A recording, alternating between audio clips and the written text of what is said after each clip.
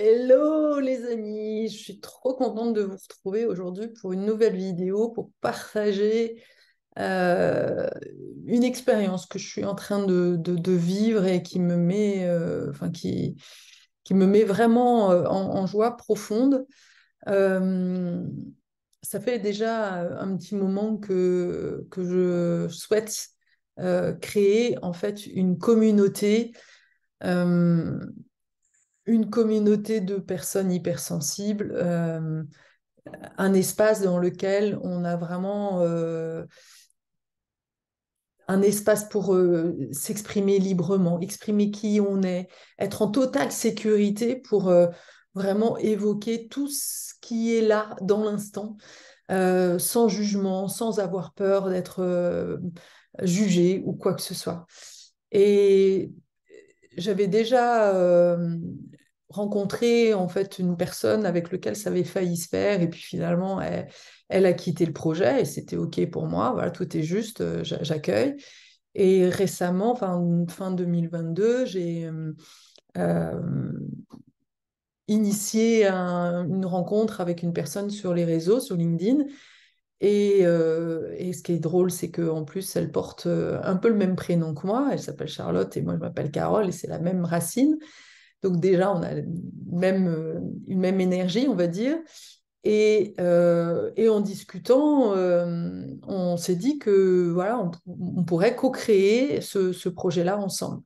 Ça fait maintenant 2, 3 mois en fait qu'on fait des échanges sur Zoom sur ce projet-là. Elle a des compétences de design, de créateur de design.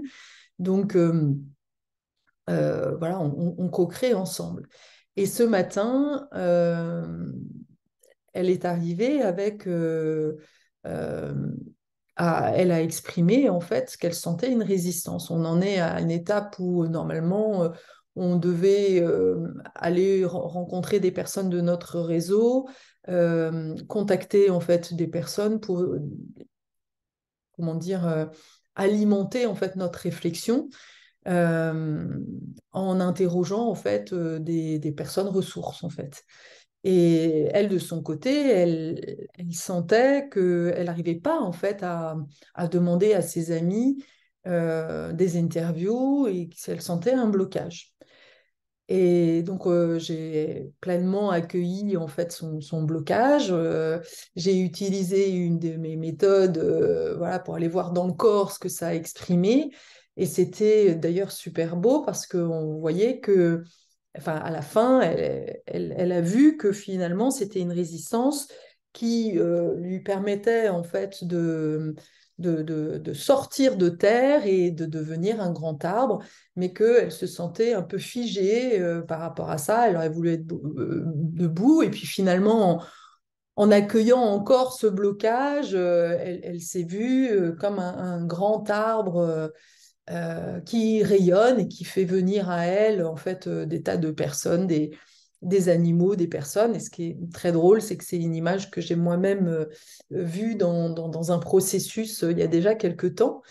Et quand je lui ai demandé de revenir en fait à la question initiale, elle a eu en fait l'intuition que ce qui l'a bloqué, c'est que elle avait envie de passer à l'action en fait. Elle avait justement cette impulsion de passer à l'acte, c'est que c'est comme si c'était trop lent en fait. Et c'était génial parce que en fait, moi je ressens un peu cette même impatience.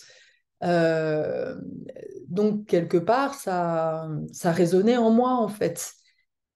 Tout ça pour dire que, tout ça pour partager et pour, voilà, dire l'importance, en fait, d'avoir un cadre, d'avoir des personnes avec lesquelles on se sent suffisamment en sécurité pour pouvoir exprimer notre vulnérabilité, notre vérité et que quand ces vérités, en fait, ont l'espace pour être dites, euh, eh bien, on a alors, il y a vraiment une magie qui s'opère Et on a la clé, en fait, qui permet à la relation, parce que voilà, c'est ça qui est important. Là, c'est vraiment une relation, même si derrière, il y a un projet. Mais le plus important, c'est comment on fait en sorte que la relation soit fluide pour les deux.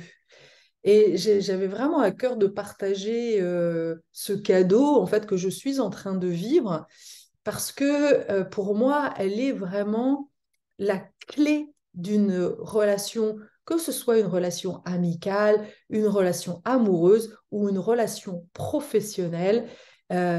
Pour moi, c'est vraiment une clé fondamentale, en fait, pour que la relation puisse réussir, en fait. C'est de pouvoir vraiment être dans sa vérité. Et malheureusement, on ne peut pas toujours être dans sa vérité. Ça requiert une grande maturité, en fait. Donc, il y a certaines personnes qui vont ne pas être capables, et c'est OK, il n'y a pas à les juger, hein, mais en tous les cas, voilà, moi, j'ai vraiment fondamentalement besoin d'être accueillie dans ce que je ressens, sans qu'on vienne me dire ah, mais c'est malsain, tu fais ci, tu fais ça. Non, je ressens ça et c'est important pour moi d'avoir en face de moi des personnes justement qui ne vont pas être dans l'ego, qui ne vont pas croire que eux savent et moi je ne sais pas, qui vont pas chercher à avoir du pouvoir sur moi, mais qui vont m'aider. Voilà, c'est ça le truc, c'est que dans une relation, il faut, quand il y a une résistance, et ça c'est vraiment un des apprentissages que j'ai eu de mon expérience aussi de la gouvernance organique, le corps, en fait, le corps nous donne des indications de euh, est-ce que c'est fluide ou est-ce que c'est pas fluide. Quand il y a une tension dans le corps, c'est qu'il y a quelque chose, c'est qu'il y a un besoin qui n'est pas comblé, en fait. Et quand on a cette capacité de prendre du temps, de se poser pour dire, OK, là, c'est quoi le besoin en moi? Et des fois, c'est pas simple. En fait, c'est rarement simple, en fait, euh, quand on est dedans, de se dire, voilà, typiquement, Charlotte, elle était vraiment elle sentait une résistance, mais elle ne savait pas pourquoi en fait. Et c'est là où justement la relation, elle est super précieuse parce que quand l'autre personne est en capacité d'accueillir pleinement et d'être un facilitateur en fait, ben, c'est comme si la tension corporelle se mettait en mots ou en images et nous donnait vraiment les clés pour continuer à avancer dans la relation. Ok, de quoi j'ai besoin là? Ok, je te mets, j'ouvre mon cœur, je te partage ça. Et d'ailleurs, voilà, quand on a vécu une histoire et une enfance surtout, où on n'a pas eu en fait cette sécurité profonde, en fait, cette totale ouverture, il y a souvent la peur justement d'être jugé, la peur d'être, de ne pas être accueilli. Et quand on refait cette expérience d'être totalement accueilli dans ce que l'on vit, eh bien, ça va renforcer en fait. Et d'ailleurs, c'est ce qu'on a senti là. Enfin, vraiment, c'était très très fort, très puissant de voir combien le fait d'être simplement accueilli dans ce qu'elle vivait et de pouvoir l'accompagner dans son processus, plus l'arbre grandissait, plus il prenait racine, quoi. Et donc, du coup, le cœur, il peut s'ouvrir et du coup, je rayonne et donc, du coup, plus je me détends, en fait, à l'intérieur, plus les messages viennent à moi, en fait. C'est magique. C'est vraiment... Et j'ai plein de frissons. c'est magnifique, en fait. Donc, c'est vraiment hyper important. Pour moi, dans une relation, la seule question qu'on doit pouvoir se poser, à laquelle on doit être vigilante, c'est est-ce que je suis dans un espace où je peux être totalement moi-même? Est-ce que je suis accueillie pour ce que je vis ou est-ce que l'autre me juge? Alors après, tu peux, dans le développement personnel, il y a beaucoup de choses qui te disent, bah oui, mais si t'es pas, si l'autre t'accueille pas, alors c'est une part de toi, il y a, il y a de l'effet miroir, etc. Oui, certes, c'est clair que si l'autre, en fait, ne t'accueille pas, c'est certainement qu'il y a une croyance en toi que tu ne mérites pas d'être accueilli, que tu ne mérites pas de ceci ou cela.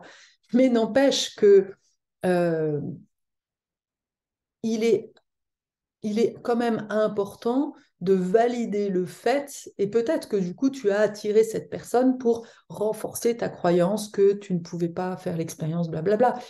Mais dans ces cas-là, sachant, reconnaissant ton besoin fondamental d'être reconnu dans ta différence et d'être accueilli surtout dans ta différence, dans tout ce que tu vis, dans ton émotionnel, pour réparer justement un manque de ton enfance, eh bien, c'est important que du coup, toi, tu deviennes en fait le capitaine de ton bateau. Non, là, dans cette relation-là, bah ok, je me suis plantée, ok, je me suis plantée là, de nouveau, j'ai projeté ça sur l'autre, mais en fait, il ne m'offre pas ça. Bon, bah ok, c'est pas grave, je